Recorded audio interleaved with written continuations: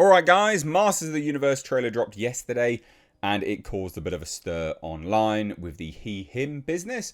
I'm here to hopefully set your minds at ease for those that didn't understand that it was a joke, and it is a joke, and I'll kind of get into that in a minute. But I'm also here to reveal some bits and pieces of information about this movie, because lots of people, I don't know, maybe you didn't see my leak video in November of last year from the test screening, which happened.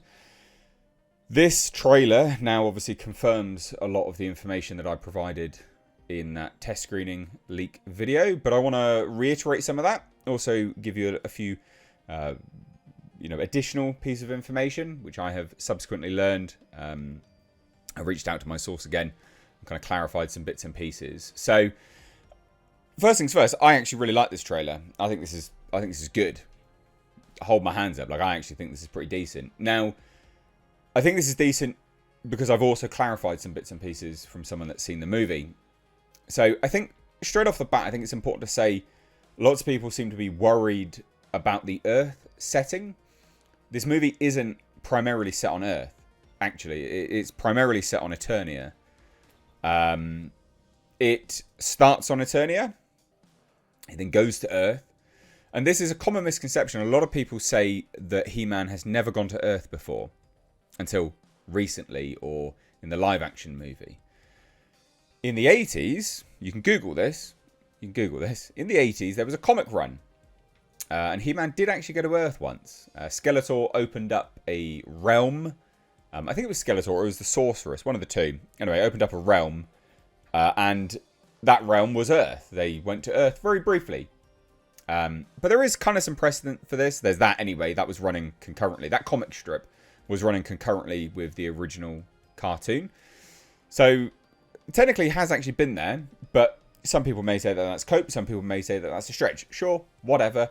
But his mother is from Earth, and so him being sent to Earth, which a lot of people didn't, I don't know whether they missed it in the trailer, but he's sent to Earth because basically Skeletor wins. He takes over Eternia almost, right? Like he beats them. So Prince Adam is sent to Earth to keep himself safe. He's not an orphan.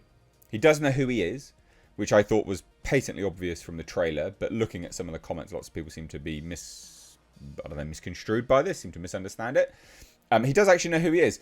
Now, here's a tidbit of information from my source that saw this film.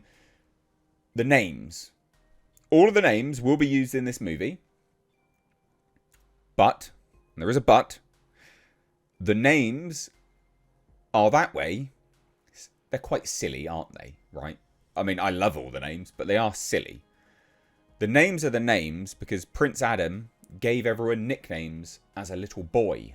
So they are a child's naming convention. So, there you go. There's a bit of a spoiler. I mean, it's barely a spoiler, is it really? It's a bit of information for you. Anyway, so he's sent to Earth.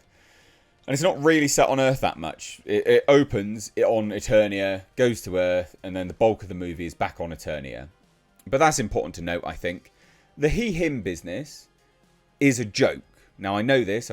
I know this secondhand. I've confirmed from my source that has watched this movie. It's played up for laughs. It is a joke. And I can believe this because of the director, and I can believe this because of the writers, the Nee brothers. They haven't really done anything woke. They've done things which are comedic. I saw the he-him part, and you can see this in my trailer, and I instantly went, that's a play on He-Man. If you can't make a joke out of pronouns with a guy whose alter ego is literally, the name of it is literally pronouns, then what can you make a joke out of with pronouns, right? Like, how else would you do the sort of word play and things like that? Now, some people don't like that. I get it. Well, actually, I don't get it, to be honest. Some people are super worried about it. I'm just going to go on a limb and just say you don't need to worry about it. They even take the piss. Some people might not understand that. Take the piss is like a joke. In the UK, we take the piss as a saying. Anyway, so they take the piss out of consent culture in this as well. His boss, at one point, threatens him and follows it up with consensually, of course, or words to that effect. So it is I don't understand how people don't get this, is that He's on Earth. He's in an HR job that he hates. Yes, he does have a bold black woman boss, and he hates his job. He thinks it's awful. And he's going to go to Eternia and become an ultra-masculine savior of the universe. What a great character arc. What a great... To rip off the shackles of modernity and go to Eternia and become an ultra-masculine master of the universe. I mean, I don't understand how people can't see that is like what they're doing here. But okay, never mind. That is what they're doing. Orko isn't in this movie. Lots of people were like, Orko's absent from the trailer. He's not in the movie. Or at the very least, he wasn't in November. Right? Orko wasn't in the test screening from November. Now, I don't know whether that means he's going to show up eventually or not. I like at the end as like a stinger, setting up a sequel. I don't know. But he wasn't in it.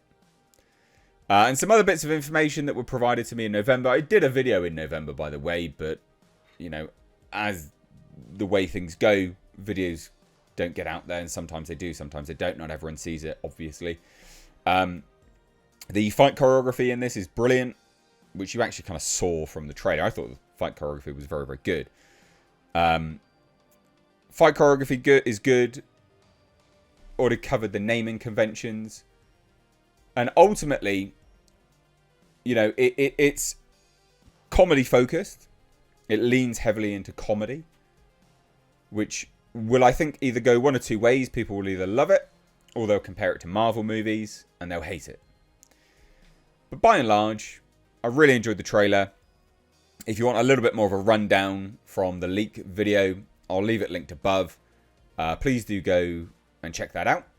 This has subsequently confirmed all of that, so I'm actually quite happy with that. I trust this source 100%. Actually, they've been right about everything that I've been provided to by that particular individual. But I'm looking forward to it.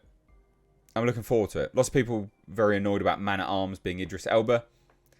Man-at-Arms is a title.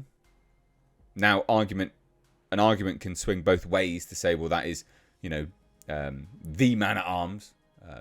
Duncan, isn't it, if I remember rightly? Sure, fair. Maybe. I don't mind it too much. If that's the tiniest little bit of nonsense we get from this movie, small price to pay, to be honest, for getting a pretty masculine master of the universe. But there you go. So, don't have much else to say. Hopefully that clarifies some bits and pieces.